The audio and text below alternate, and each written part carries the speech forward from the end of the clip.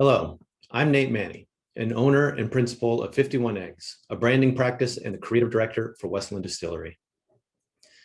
We live in an increasingly visual world, and as attention spans get shorter and communication platforms continue to evolve, the competition for consumer mindshare is fierce. Today, more than ever, high-quality visual communication is an essential asset in a brand's toolkit. There's a few reasons about why it's important. First, imagery is the face of the brand. The images that a consumer sees are often that consumer's first impression of a brand, and so it's important to present yourself with as much clarity and integrity as possible.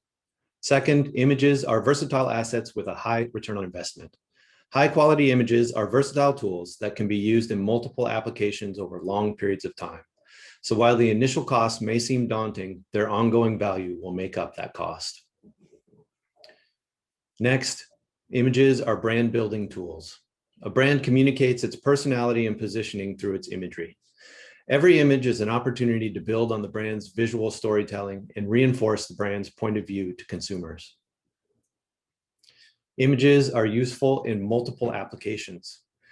These images can be used in print media like promotional materials, catalogs, sell sheets, and advertising, as well as online content like websites, social media, and digital advertising. Images are enduring assets.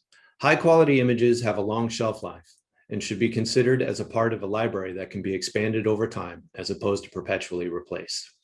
So, what makes an image high quality? High quality is a relatively subjective definition, but there are a few things that tend to distinguish a good image from a bad one. First is high resolution. A high-resolution image can be used in essentially any context. It's always better to have more information than too little. A high resolution, or DPI, which means dots per inch, ensures that the details of the image aren't lost at large or smaller sizes. Always try to have the highest resolution possible. Next is high fidelity. There's a difference between high resolution and high fidelity. You can have all the pixels in the world, but if the image isn't in focus or if the details that need to be crisp are fuzzy, there's no way to get that information back after the fact. Third is quality of light. Lighting is everything. It's what makes a difference between something that pops off a page or whether it looks flat and lifeless. Good lighting is what makes a difference between a snapshot and a quality photograph. Next is quality of equipment. An iPhone 11 is great, but it's not the same as a professional camera, lenses, and lighting. The difference that a high-quality lens makes can't be overstated. The fidelity, depth of field, and subtlety of light and focus that these camera systems create simply can't be beat. Lastly is expertise. There's a real difference between someone with a camera in their pocket and someone who spends their life looking through one. Not only do professional photographers have high-quality equipment, they also really know how to use it. There's a truth about having an eye. Professional photographers make their living for a reason. It's a rare and valuable skill. There are generally two types of images that a brand will need to produce: product photography and brand building photography. First, a little bit about product photography. An essential piece of every brand's toolkit is a good product shot. This is the showpiece for the product and is typically a well-lit, well-composed image of an isolated product on a white or neutral background. These images are used constantly for all kinds of applications, and so investing in high-quality, high-resolution images is essential. Next is brand building photography. There's always a need for images that establish the product in a real-world context. These images are what do the most heavy lifting to communicate the brand's relationship to its target market, its strategic positioning, and establish the larger aesthetic world of the brand beyond the product itself.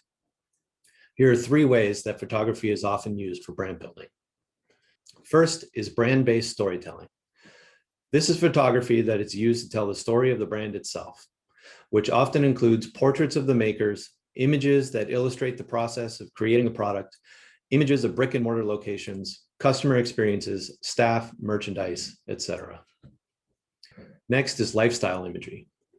This is photography that expresses the experience or lifestyle that the brand most closely aligns with. These images are less about the product explicitly and more about the aspirational qualities that the brand embodies and that are meant to appeal to consumers on an emotional level.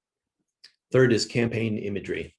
These are images that are created around a specific message, an idea, or a moment in time. Things like advertising campaigns, seasonal offerings, and specific promotional content. So let's talk about getting started. As you're getting ready to create high quality images, there are some general considerations that are good to think through before every shoot. First, define the use case. How are these images going to be used? What are the requirements or limitations of those different use cases? Be sure that the images you're going to take can technically do the job they need to do. Here's some examples of what I mean. First are some considerations for digital use. Digital images typically allow for a lower resolution, but often require the ability to use the image in multiple dimensions. Understand how many different assets are going to be created using these images and have a plan for accommodating drastically different dimensions, ranging from extreme vertical to extreme horizontal compositions. Next are some considerations for use in print.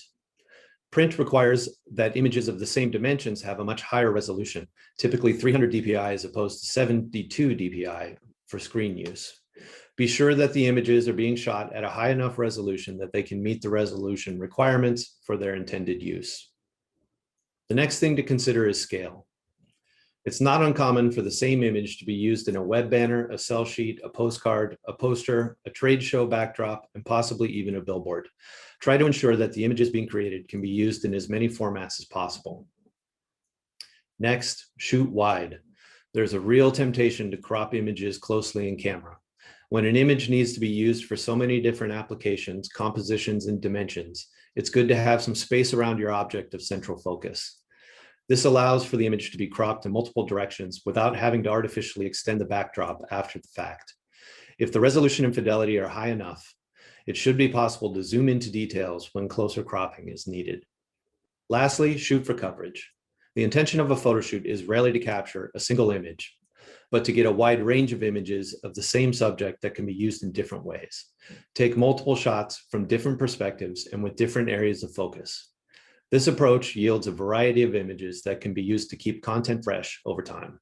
These are some of the basics of why high quality images are important to a brand and some things to consider about how to capture them. In the next installment, I'll discuss in more detail other things to consider when preparing for a photo shoot.